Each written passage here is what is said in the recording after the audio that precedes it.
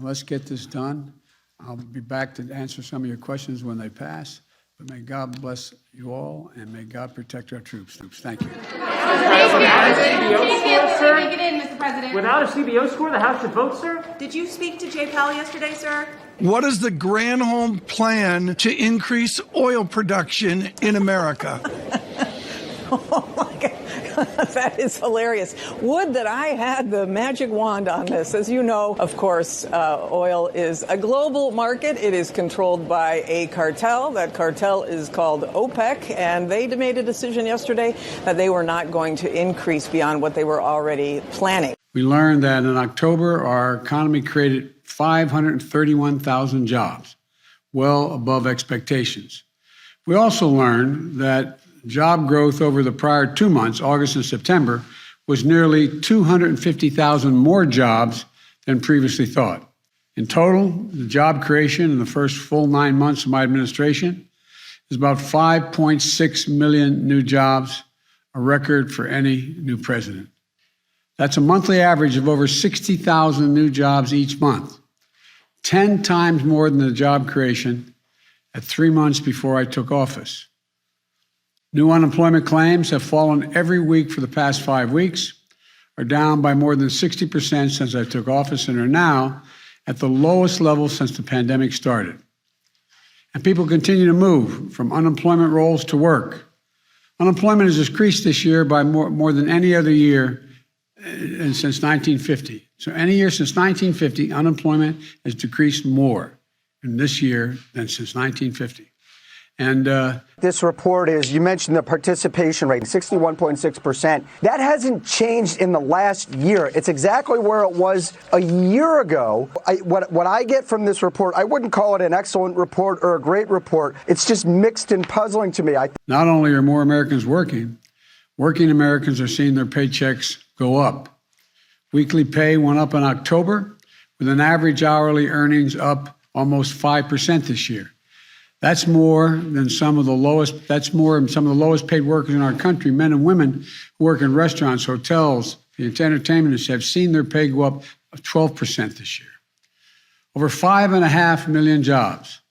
Unemployment down a record pace to 4.6%. And before we passed the rescue plan, forecasters said it would take to the end of 2023, to get to 4.6 unemployment rate. Today, we've reached that rate 2 years before forecasters thought it was possible. I would humbly suggest this is a significant improvement from when I took office, and a sign that we're on the right track. This did not happen by accident or just because. Now, vaccinated workers are going back to work. Vaccinated shoppers are going back to stores. And with the launch of the vaccine for kids ages 5 through 11 this week, we can make sure more vaccinated children can stay in school. These plans I have implemented, through these plans of economic success, the economic rescue and vaccination plans, just both of them, have made the economy the envy of the world. Yeah, it's not a mandate, number one, and it's a test. It's a vaccine or testing. So we're a little different than what we're seeing around the country, number one. And number two, where mandates have actually gone into play in companies, a lot of people eventually get the vaccine. They're not leaving the job market. I don't think 37% of the populace that's saying that they're not going to get vaccinated or tested, they're going to leave the job market. We're the fastest growing major economy, and one creating jobs at a faster pace than anyone. Yet, yes, there's a lot more to be done.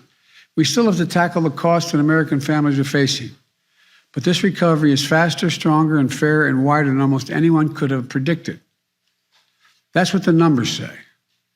But we want to make sure that people continue to feel it in their lives, in their bank accounts, in their hopes and expectations for tomorrow that's better than today. That's what it's all about. Making sure our recovery is fully felt. To determine that depends on two things that are entirely within our reach.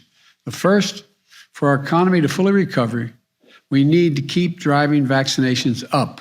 Right now, we stand on the cusp of historic economic progress. Two bills that together will create millions of jobs, grow the economy, invest our nation and our people, lower costs for families, and turn climate crisis into an opportunity. and put us in a path not only to compete, but to win the economic competition for the 21st century against all comers. And passing these bills will say clearly to the American people, we hear your voices. We're going to invest in your hopes, help you secure a brighter future for yourself and for your families, and make sure that America wins the future in the process. I'm asking every House member of the House of Representatives to vote yes on both these bills right now. Send the infrastructure bill to my desk. Send the Build Back Better bill to the Senate. Let's build an incredible economic progress. Build on what we've already done, because this will be such a boost when it occurs. Let's show the world that America's democracy can deliver and propel our economy forward. And let's get this done. I'll be back to answer some of your questions when they pass. But may God bless you all, and may God protect our troops. Thank you. Without a CBO score, the House should vote.